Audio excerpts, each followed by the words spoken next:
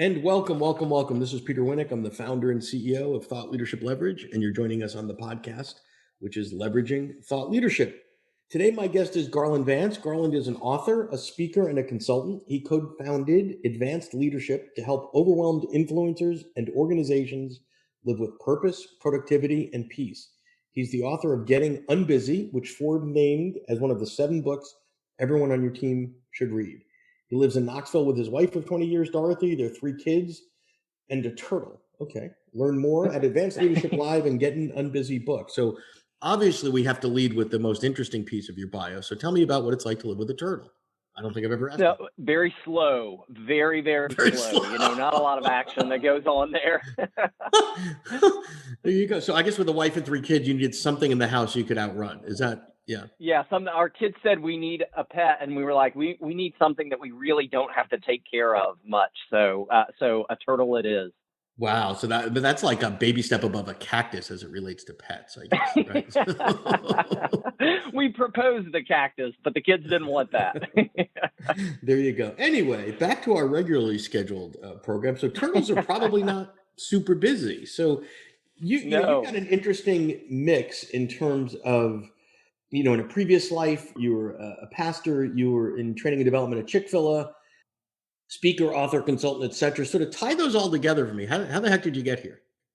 Yeah, so for me, it all started. I was in leadership in high school, fell in love with leadership, ended up going to work with Chick-fil-A on their nonprofit side, and literally on the first day of my job, they said, "Hey, we want to take your division and redo everything," and I was able to really shape from the ground up a leadership development program. And so that's been the theme that's run through my life. I did pastoral work, but I was a leadership development pastor. So I was there to help develop a leadership culture. And then as I started doing all of that, I just was spending more and more time with business leaders and realized leadership is leadership. It doesn't matter if you're in the nonprofit side, if you're in the student development side, it doesn't matter. Leadership is leadership. And so just started working with business leaders and fell in love with that industry. And so that's how I got into leadership development. And then the busyness section came around as in my own life, I was overwhelmingly busy to the point where my doctor was concerned for my life. And I started listening to other leaders, and they were just saying over and over, we're so busy. And I said, nobody's talking about this. And so I ended up doing my doctoral research on busyness and what it's doing to leaders. So let's talk about the busyness piece, because in some organizations, it's cultural. Like, whoa, if you get in at 6:30 in the morning, I'll get 6. Oh, I'll see your 6 and get you in at 5:30. Oh, I'll get in at 5:30, but I'll be emailing at 3, right? So some of it is cultural. Some of it is a badge of honor, in some organizations. And some of it is I just think a broken mindset, right? Because there's activity and there's productivity. And I think we live in a culture that rewards busy. Look, I can do 3 things at once. I can drive, be on a Zoom call, and be doing my taxes on TurboTaxes on another device at the same time. Right? Like that's sort of the world that we're living in, right? So there's a contrarian perspective, although it's backed up by a lot of research and mindfulness, and you're not the sort of first one to go here. But what is unbusy? Because it doesn't mean sitting there cross-legged, like pondering your navel. No. So I'll tell you, when I started researching busyness, for me, it was how do I help type A personalities who are incredibly driven stay that way, stay incredibly driven while stressing less and doing less, but accomplishing more. And so I'm definitely not the first. Unbusyness for me means that your life is filled with what I call purpose, productivity, and peace. So purpose is your why. You know why you're on the planet. And the same is true in organizations. You know why your organization exists. Productivity is doing your why. And that's where most organizations get it wrong. Like you said, they associate activity, the number of hours we work, with productivity. And those two things are totally different. Productivity is all about doing your why. And great organizations know what their why is, and they do that really, really well. And they say no to 1,000 other opportunities. And then the final is peace, which is resting in your why, knowing that you can't do everything individually or as a company. You can't do everything. And so you rest in the fact of we're doing our why really, really well. And I'll tell you, my time with Chick-fil-A is one of the things that taught me this so well, because Chick-fil-A has been so successful that they could be in 1,000 other opportunities. And yet what they're choosing, they have a small menu, they have small restaurants. Everything is just laser focused for them so that they can know their why, do their why, and rest in their why. So a couple of thoughts there. One is, I think people have been thinking that driven and busy are synonyms, and they're not. You can be incredibly driven and not busy, and you can be incredibly busy and not driven, right? And I think many people operate as if they're the same thing, right? And that's interesting. So let's go a little bit in a different direction. So now you've got this brand of Unbusyness, speaking, advising, consulting, etc. Talk about the business models underneath that, right? So how do you help? Who do you help? What does that look like? Sure. So a lot of what I do is around coaching. And so I'll work with individual leaders or their teams a lot of times. And so they'll come to me and they'll say, we're going through, we have so many things, we don't exactly know how to get everything done. And what people are often coming to me for is, how do we get more done? And I think they're often asking the wrong question there. And it's, how do we get the right things done? How do we get the most important things done so that we get 3 or 4 things done and it has a ripple effect on everything else? So the business model is speaking. Pre-COVID, there was a lot more of that was going on. Now it's a lot of online presentations. Well, stay there, and it's really, because I want to hang on that for a bit. So obviously pre-COVID, the speaking world was very different. You get on a plane, you go to Texas, or you go to Denver, or you go whatever, rinse, lather, repeat, do a good job, do your thing for now, make everybody happy, get paid well, move on. There's been this transition, and we know it's from something. I'm not sure what it is to, but obviously there's remote, there's distance, etc. And a lot of speakers are struggling with, wait a minute, I'm doing the same thing, but I'm now being valued at 10 cents on the dollar, or I can't do the things that I did really well. Like when you think about what makes a great speaker great, it's the stage presence. It's being a little bit over the top, not in a bad way, but you have to command, the presence. Everybody's the same size on Zoom, right? And you can't sort of overdo it, right? Like when you do some of the things that are totally appropriate in front of 500 on a Zoom call, it's like, whoa, I just turned the volume up on QVC. So how have you sort of transitioned the things that you were doing that would have been speaking in the physical world to other things? You still have the message and it's still valuable and all that, but what does all that look like today? Yeah. So for me, I think the biggest transition has been the personalized side of the presentation. So when I do Zoom speaking, I don't just sit back in a green room and then show up on the screen and present and then step off. I make an intentional effort to really engage relationally with people. So I'll show up early as long as the event will let me. I'll show up 5-10 minutes early, and I'll just be on the screen. I'll say, hey, as you're coming in, tell me where you're from. And as they're telling me where they're from, I'll comment on that. Or, oh, I've always wanted to go there.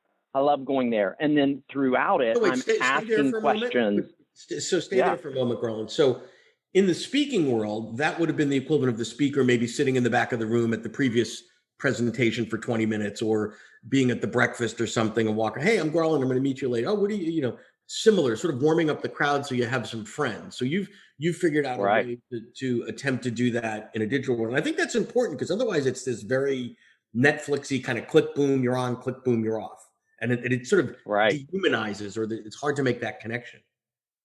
Yeah, and I think you can continue to do that throughout the presentation. And I think that's where it becomes a lot of fun. So instead of me just having a 30-minute presentation and people, give an ovation at the end, I'm asking questions. I'm asking them to comment. Whether it's, if you've ever said that you're busy in the last week, write busy in the comments. And they write busy. And so all of a sudden you're interacting with them. So whereas before I could make eye contact with an individual for a few seconds and make them feel personalized, now when Shannon makes a comment online, I can say, Shannon, I really appreciate that comment. That's really good insight. And, and so now all of a sudden it's more of a smaller discussion, or at least it feels like a smaller discussion, even if you've got 500 people on that call. So basically that you've transitioned eye contact to chat, because what was eye contact before? It was the one-to-one acknowledgement. I see, and then you might. So if you've got a Right. big room, you might make eye contact with 4 or 5 anchors, right? And then every time you look, they smile. It sort of gives you a little energy. They feel like you're talking to them, etc. So that's interesting. If you're enjoying this episode of Leveraging Thought Leadership, please make sure to subscribe. If you'd like to help spread the word about our podcast, please leave us a review and share it with your friends. We're available on Apple Podcast and on all major listening apps, as well as at thoughtleadershipleverage.com/podcasts. What about I've seen some others, and I'd love to get some best practices from you, where it's not just about the keynote anymore. There's some stuff I can do before, there's some stuff I do during, and there's stuff I do after. So it is more of a learning event, not a transactional, there are 57 minutes we will be together. Yeah. Yeah. And I think part of it depends on the event and how much freedom they give you. I know for me, I have a busyness assessment, and I'll send participants ahead of time often hey, if you're you signed up for this workshop, or you want to hear this, if you want to see how you stack up ahead of time versus the best practices, here's an opportunity. It'll take you 3 minutes. Now normally that could be something in a speech that I would send them to afterwards, but this is an opportunity to get them warmed up ahead of time. And again, for me, I want to be, part of my brand is truly, I want to be a highly relational person.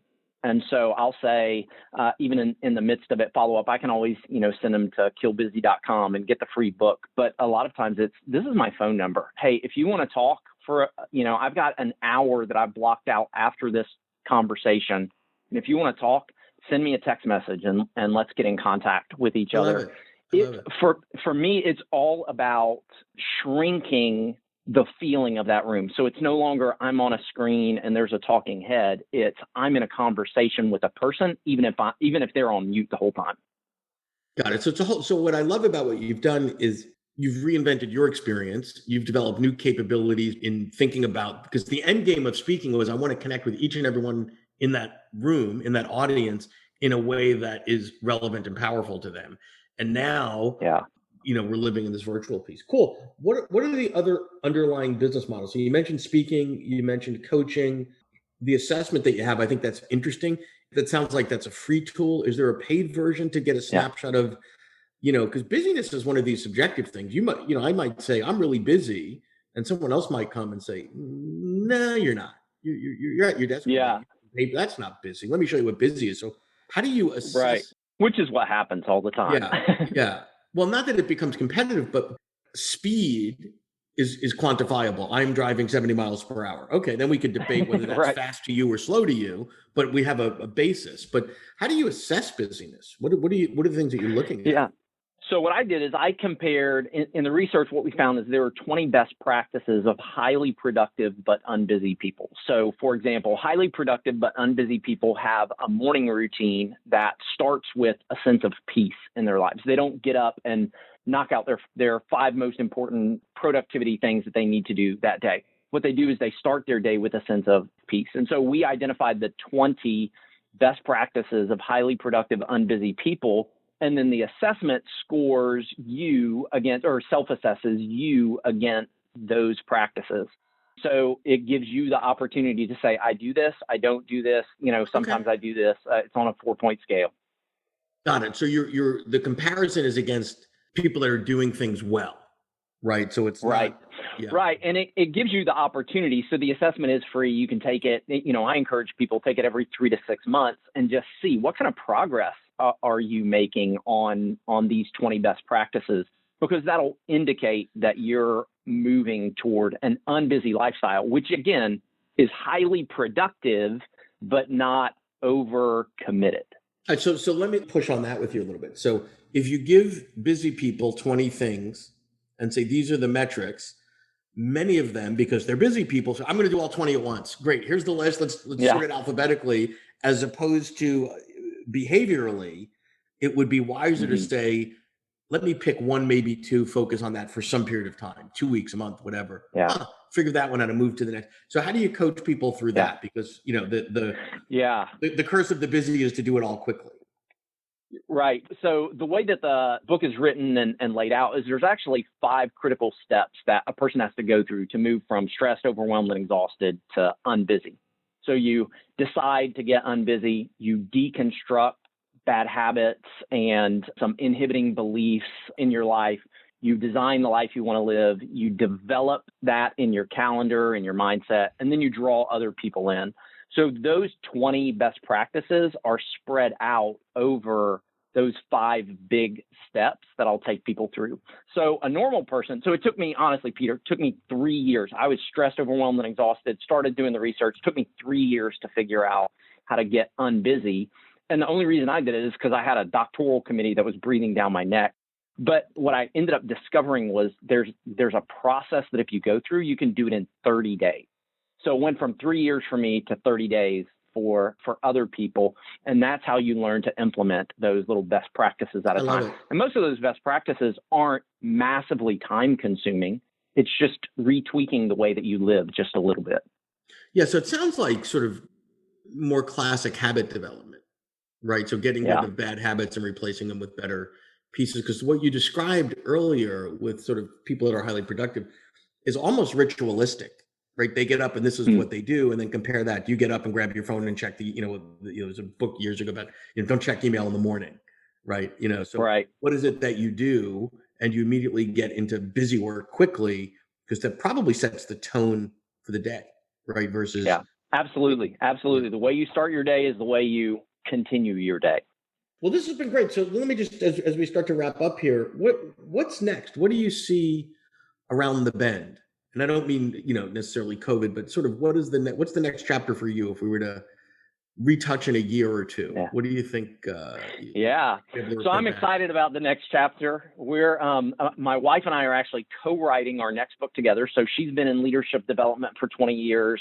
She just wasn't passionate about getting unbusy. It wasn't, her life wasn't on the line. But she's raising a turtle. So we're writing our. So give her some slack. She's raising a turtle. Right. It's a lot of work. No, so we are working on our next book. It's called Unleashed Leadership.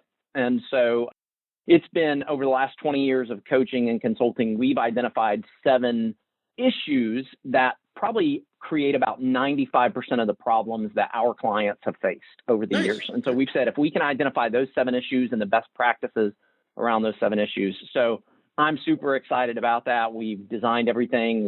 We're actually leading groups through it already. And so that's slated to be released next Q1 of next year. Excellent. Well, this has been great. I appreciate your time and sharing your journey with us. And thank you so much. Thanks, Garland. Thanks, Peter. To learn more about Thought Leadership Leverage, please visit our website at thoughtleadershipleverage.com. To reach me directly, feel free to email me at peter@thoughtleadershipleverage.com. And please subscribe to Leveraging Thought Leadership on iTunes or your favorite podcast app to get your weekly episode automatically.